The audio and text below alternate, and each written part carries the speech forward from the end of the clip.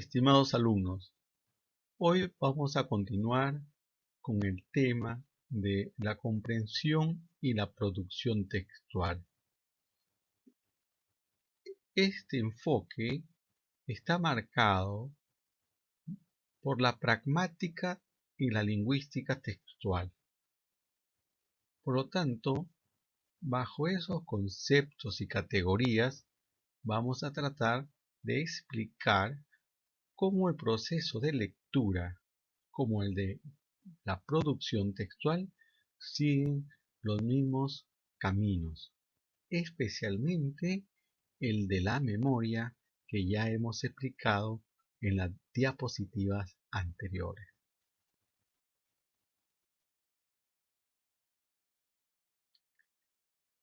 Los tiempos han cambiado y la lectura nos permite abrirnos caminos hacia la comprensión del mundo. Y hay un espacio que es el que nos permite acceder al mundo oficial, al mundo de la cultura. Y eso solo se logra a través del reconocimiento de esos elementos iconográficos que nosotros llamamos escritura. Esto sin dejar de lado que nuestra sociedad peruana tiene una gran tradición que generación tras generación ha transmitido saberes desde el orden de la oralidad.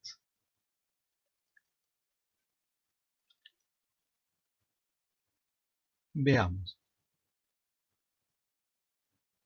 Se lee muchos textos de manera lineal, es decir, de manera secuencial, como en este caso, el impacto del COVID-19 en el mercado de trabajo y en las personas trabajadoras reguladas y migrantes. La secuencia de oraciones permite establecer una lectura lineal del texto. Hay un orden y hay una unidad que permite darle coherencia. Generalmente, los textos científicos, informativos, ensayos, mantienen este modo. Pero también hay textos que, si de alguna forma relatan o construyen una historia lineal, a veces se ven reestructuradas porque en algunos momentos de la historia surgen otras historias que van haciendo digresiones, es decir, disrupciones para poder incorporar datos complementarios que van a enriquecer la historia. Muchos de estos textos son los textos narrativos, los textos de historia, una conversación cotidiana que está constantemente insertada por digresiones, es decir, historias que complementan a la narración base. También existen aquellos textos que no solamente están construidos bajo un lenguaje escritural, sino que también existe una imagen que transmite información, como el caso de las infografías que complementan al discurso textual.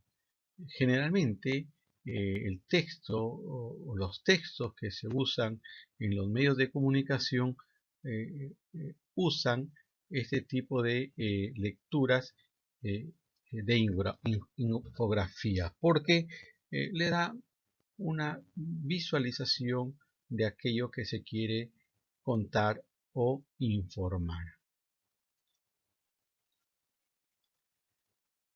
En el campo de la lectura también existen otros modos de acercarnos al significado y a la interpretación de los textos. Me refiero a las lecturas intertextuales o paratextuales o ambas a la vez. Intertextuales es cuando dos textos son puestas en escena para comparar y a partir de esas relaciones y conexiones significativas establecer eh, las interpretaciones pertinentes. Por ejemplo, como en este texto, Mitos y realidades, el unicornio y el rinoceronte, y otro texto, Los unicornios, virtud y tradición, enigmática propuesta iconográfica de Salvador Dalí. Entonces, para comprender el texto de Mitos, tengo que recurrir también al texto de los unicornios. Y a veces los exámenes PISA, que son de calidad, contienen esos textos comparativos de intertextualidad, de tal modo que ya la lectura no solamente es lineal, hay digresiones, hay infografías, sino que ahora es de conexión entre dos textos. Las imágenes que juegan un papel fundamental en la precomprensión del texto también sirven para alcanzar información predictiva. Este proceso de incorporar imágenes nos puede dar el asunto de la paratextualidad. No solamente constituir las imágenes, sino los títulos, las formas de las letras, las imágenes. Por lo tanto, la lectura, como dirían algunos autores, se vuelve mucho más rigurosa. Gerard Genet diría que necesitamos un archilector en el siglo XXI, es decir, un lector que pueda ahondar profundamente en este campo. Mario Vargas Llosa diría necesitamos un lector aguzado, es decir, que sea capaz de comprender historias que tienen un conjunto de laberintos del tiempo y el pasado, o también de esta manera. Muy bien, lo que importa en este caso es que la lectura siempre será un proceso grato y a la vez complejo. Pasando a nuestro campo de la lectura, es decir, y la redacción, eh, tenemos un texto que nos va a servir de ejemplo. Este texto mantiene una unidad, mantiene una coherencia, es decir, contiene todas las condiciones de textualidad y por eso decimos que presenta cohesión. Presenta cohesión porque hay signos de puntuación que determinan la unidad de significado de cada enunciado. Pero también podemos decir que contiene estos datos porque aparecen algunos elementos que van uniendo, como el caso de estos enlaces conjuntivos o los conectores como tal, los conectores. De ahí que podemos establecer que existe cohesión en el texto. También hay coherencia por la unidad significativa que nos traslada el conjunto de enunciados. Por otro lado, coherencia y significado que va de la mano, nos dice que hay una progresividad de la idea.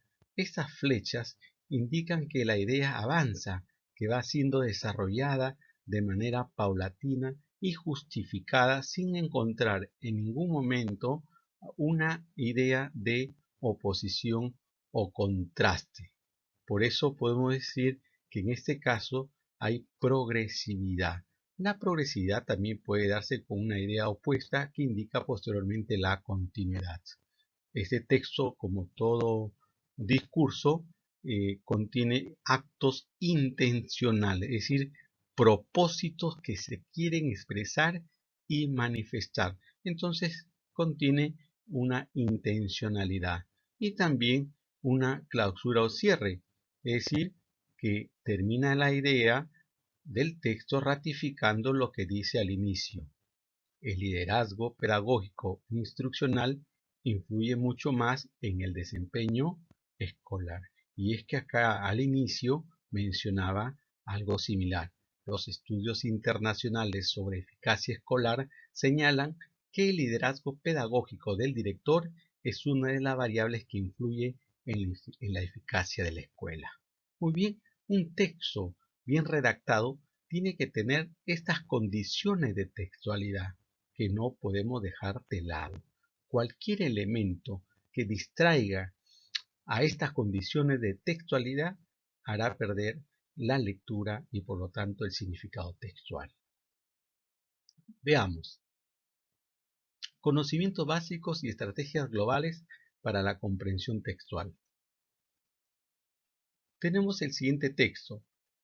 Un puñado de arena contiene unos 10.000 granos, un número superior al de las estrellas que podemos ver a simple vista en una noche despejada.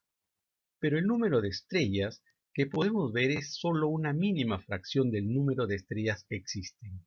Las que nosotros vemos de noche son un pequeño resumen de las estrellas más cercanas. En cambio, el cosmos tiene una riqueza que supera toda medida. El número total de estrellas en el universo es mayor que el de todos los granos de arena de todas las playas del planeta. Acá hay un error de A, es superable. Entonces, cuando yo tengo este texto y recurro a mi memoria, inmediatamente yo voy recogiendo información pertinente. Puñado de arena, 10.000 granos, estrellas, simple vista de noche. ¿Qué estoy actualizando? Estoy actualizando mi memoria a corto plazo. Esa memoria de 5, 10 segundos, un minuto que necesita recuperar la información leída del texto. Muy bien, esa relación de estructura o de enunciados que ha recuperado mi memoria, las conexiona inmediatamente para poder interpretarlas. Este es un procedimiento que se hace muy rápido en el proceso sináptico de nuestro cerebro, es decir, en las conexiones neuronales de organizar la información, de dosificar la información, jerarquizar la información. Veamos también en los demás elementos. Continúa retomando términos importantes y luego las va conectando. Continúa inmediatamente y va conectando las expresiones. Cosmos es a estrellas, arena, estrellas es a universo y arena es a playas. Como nos damos cuenta, todo texto está construido bajo una asociación de palabras que mantienen una unidad entre sí. Estrellas, arena, estrellas, universo, estrella, playas, arena, universo, arena, playas. Eso es lo importante, que cada párrafo mantiene no solamente una unidad significativa, sino que las categorías, las palabras que son utilizadas mantienen una asociación por correspondencia. Por lo tanto, cuando pensamos en el texto, tenemos que pensar en que es la representación externa en forma de sucesión lineal de expresiones que es correlato de la representación interna o modelo del texto, es decir, de su significado. Entonces, esta idea debemos nosotros instaurarla, inscribirla en nuestra mente. Es la representación externa en forma de sucesión lineal de expresiones, un antes y un después, que es el correlato de la representación interna o modelo del texto, es decir, de su significado. Entonces, yo ordeno, cuando dice su significado, mis estructuras textuales en relación con el propósito o la intención de lo que quiero decir o escribir.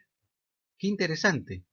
No es que primero surgen las expresiones y luego mi intención. No, es la intención, el propósito, el que modela el conjunto de estructuras que se van a emplear para que mi intención o propósito sea descifrado o entendido por el interlocutor.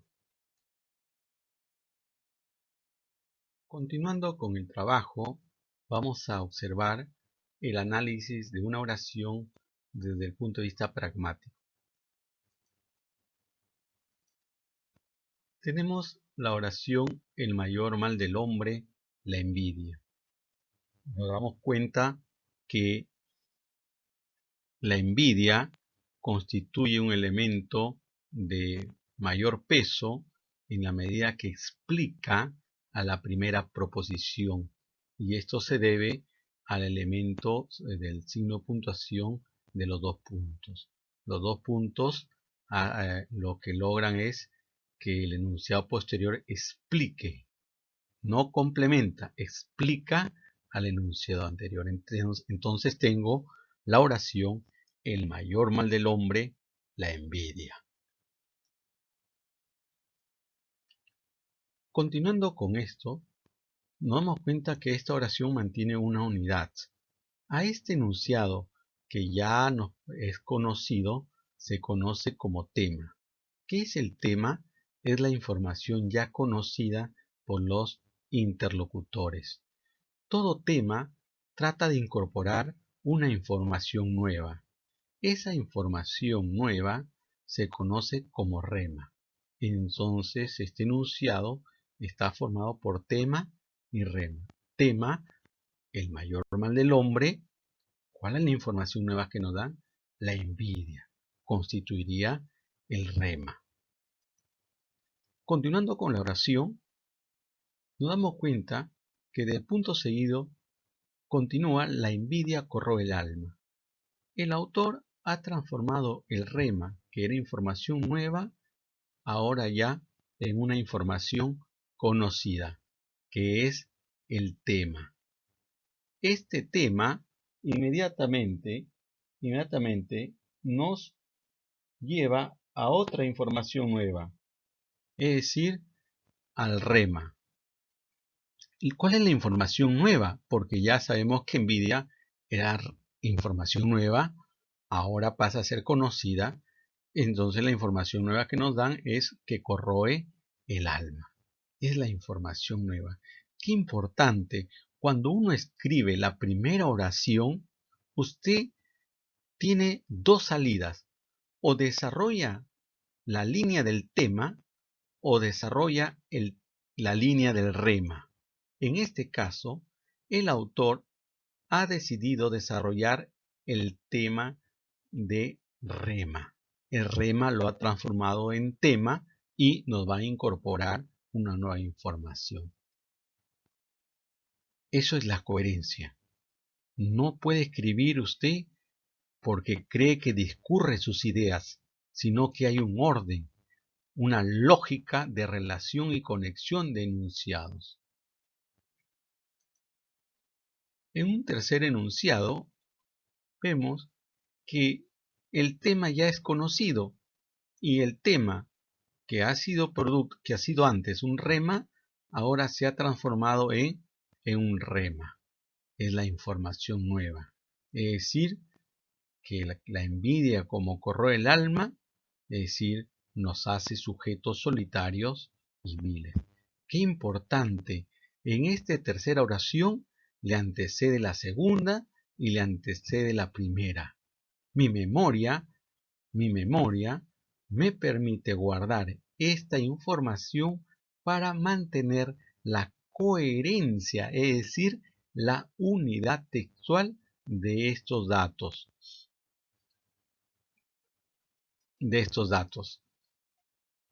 Oración 1, oración 2, oración 3. Por lo tanto, podemos entonces decir que hay una secuencia, tanto al escribir como al leer. Son secuencias, y en este juego la memoria participa activamente. El rema, que es la información nueva en la primera oración, se transforma en una información ya conocida, en tema. Por lo tanto, ahora necesita una información nueva, que es el rema. Y el rema, que era información nueva, ya se transforma ahora en una información conocida y nos incorpora una información nueva. Si queremos visualizar esta estructura de redacción y de lectura, podemos ver el siguiente esquema. Tema más rema. El rema, que es la información nueva, se transforma en una información conocida en la segunda información y nos alcanza una información nueva que es el rema. Rema es a tema y nos alcanza otra información nueva. De esa manera, nosotros podemos mantener la coherencia textual. Y esa coherencia necesita de elementos que cohesionen, como los signos de puntuación, los marcadores lingüísticos, los conectores, etc. Quiere decir que este texto está escrito bajo este diseño. Ustedes pueden agarrar un lápiz y un papel y empezar a escribir de esta manera. No pasar a la segunda oración si no tienen clara cuál es la información nueva que se transforma en información conocida y luego en una información nueva. Ustedes pueden sustituir al rema con otra palabra, pero al final designa a lo mismo. Muy bien. Entonces, rápidamente vemos cómo está estructurada esta oración que ahora le he dividido en tres, pero es una secuencia 1, 2, 3 y que visualmente podemos observar de este modo. Oración 1 más oración 2 más oración 3. Todo constituye el texto y no existe un texto que no sea dentro de un contexto comunicativo o situación comunicativa que tiene que ver con el carácter o aspecto psicológico, social, económico, etcétera, de los interlocutores.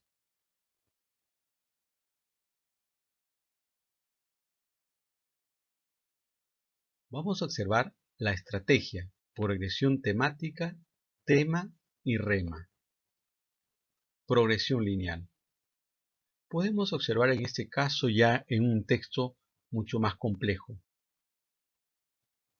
Concretar los aprendizajes fundamentales, tema 1, requiere cambios sustanciales en los saberes, prácticas y relaciones intersubjetivas que desarrollan los docentes. Rema 1. Se dan cuenta que todo esto constituye la información nueva. La renovación de la práctica pedagógica, bien, se refiere a estos cambios sustanciales en los saberes, prácticas y relaciones intersubjetivas, es decir, la expresión la renovación práctica está tomando al R1 para transformar en el tema 2. ¿Bien? O sea, R1 es T2 pero con otras palabras. Se sustenta, ahora viene la información nueva, se sustenta en una visión transformadora que permita transitar de la enseñanza tradicional a la producción del conocimiento, que vendría a ser la información nueva. Los principales tránsitos que demanda la docencia son enfoque sobre el aprendizaje, enfoque sobre el sujeto que aprende, enfoque sobre las oportunidades de aprendizaje, enfoque sobre la pedagogía y regulaciones institucionales. Muy bien, ahí tienen un ejemplo que con calma pueden analizar cómo se ha desarrollado. Lo que le quedaría a ustedes es armar un esquemita para darse cuenta cómo las expresiones forman tema y rema y cómo el rema se transforma en un tema con otras palabras. Tenemos ahí, para poder visualizar, el tema, otro tema y el tema. Tema con su rema, pero que en el fondo van siendo sustituciones del rema. Este tema sustituye al rema 1, este tema 3 sustituye al rema 2, lo que permite mantener una coherencia. Por eso usted no puede pasar de una segunda oración si no ha construido con una buena lógica y una relación de sentido. Vemos acá el esquema el esquema ordenado de cómo está esta oración.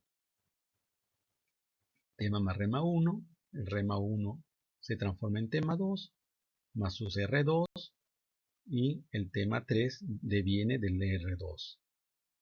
Ese es el verdadero proceso de la escritura. No es solamente un caso de pónganse a escribir, sino que hay procedimientos cognitivos que tienen que ver con la redacción y la lectura. Por lo tanto, volvemos a la tesis. No nos salimos de nuestra tesis. La secuencialidad. El discurso se realiza en un sentido lineal o secuencial, tanto en su producción como en comprensión.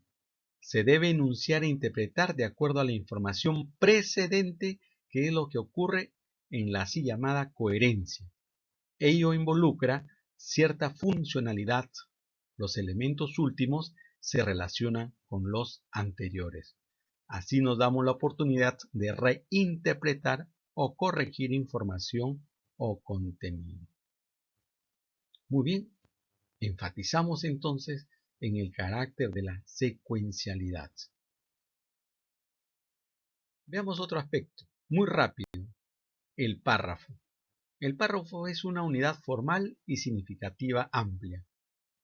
Todos sabemos qué es el párrafo. En el caso de los estudios académicos formales y en la redacción de textos, generalmente nosotros utilizamos el párrafo deductivo, es decir, que la oración principal o la idea relevante o la oración temática está al inicio. Según su ubicación de la idea o clase según la macroestructura, también se le conoce como párrafo analizante. Cualquiera de los dos, sea deductivo u analizante, al inicio se encuentra la oración relevante. Por lo tanto, no me voy a dedicar a las demás teorías, porque este es el modelo generalmente usado en el campo científico. Acá tenemos otro ejemplo de texto donde aparece un párrafo analizante o deductivo. La práctica ha mostrado que actualmente los líderes escolares asumen un conjunto mucho más amplio de labores que hace una década. Muy bien, ese es un párrafo que podemos darnos cuenta tiene la idea principal al inicio.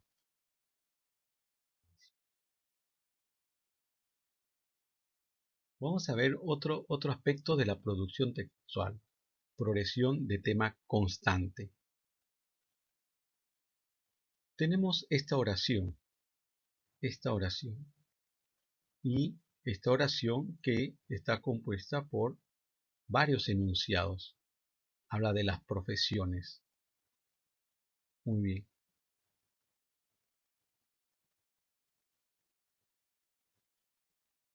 Si usted lee el texto, se va a dar cuenta que todo gira en función de este tema. Las profesiones. Quiere decir que las profesiones es el tema 1 y son prácticas sociales que se configuran a partir de necesidades específicas. Una sociedad en un determinado momento histórico constituye el rema. Quiere decir tema y rema. Dice, cumplen una función social. ¿Quiénes cumplen una función social? Las profesiones. Entonces nos vamos a dar cuenta que todo el tema de las demás oraciones se repiten. Entonces forma una progresión de tema constante. ¿Qué sería de esta manera? Los temas son los mismos, solo que se incorpora un rema 1, o sea, una información 1, una información 2, una información 3, una información 4. Usted puede escribir de esa manera. Y también cuando lee un texto puede encontrar tanto la forma anterior como esta forma. O en su defecto, en texto más avanzado, una mixtura de la anterior forma con el tema constante. Dese cuenta, por favor, cuando detenga la diapositiva y lea con calma. El tema se repite, ya sea con otras palabras, se repite. la importancia y prestigio de los profesionales, de ahí que las profesiones se repite y todo lo que hace es complementar con remas, es decir, alcanzarnos información nueva. Por eso tiene esta figura que usted debe analizar con tranquilidad. Y les agradezco la atención brindada. Muchas gracias.